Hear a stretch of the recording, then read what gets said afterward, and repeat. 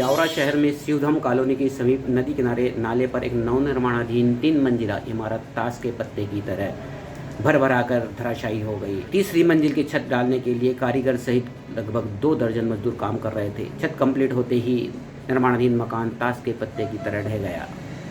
Building के गिरने से मलबे में दबकर सिंदूरिया निवासी तूफान सिंह भूरा पिता लक्ष्मी नारायण यादव 25 साल की घटनास्थल पर मौत हो गई, जबकि 4 लोग गंभीर रूप से घायल हो गए, जिनका उपचार किया जा रहा है।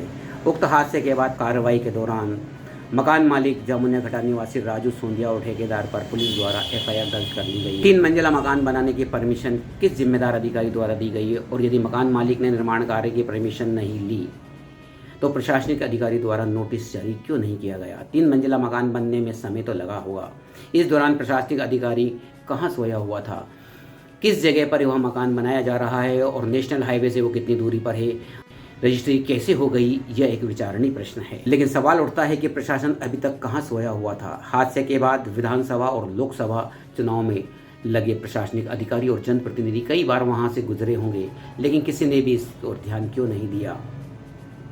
बिल्डिंग मालिक ने स्वीकृति नहीं ली तो उसको प्रशासन द्वारा नोटिस क्यों नहीं दिया गया। प्रशासन जांच कर रहा है, जिसने भी लापरवाही की है उसके खिलाफ कार्रवाई होगी।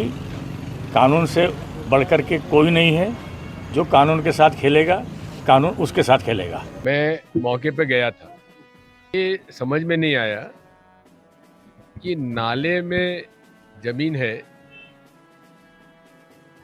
कोई खेती की ज़मीन तो मुझे नज़र नहीं आई। नाले की ज़मीन किसने बेच दी, किसने खरीद ली, ये भी एक जांच का विषय है।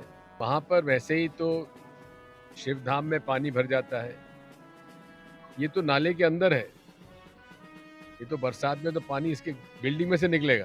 थोड़ा सा एक पूरी जांच होना चाहिए। देहात थाना अंतर्गत ये एक बड़ा हादसा हुआ था, जो कि बहुत दुखद हादसा था। इसके अंतर्गत हम लोगों के द्वारा इनिशियल लेवल पे जो मजदूर थे उन्हें ऑन द स्पॉट रेस्क्यू किया गया था। देन हम लोगों के द्वारा जो टेक्निकल टीम है उनसे राय ली गई थी।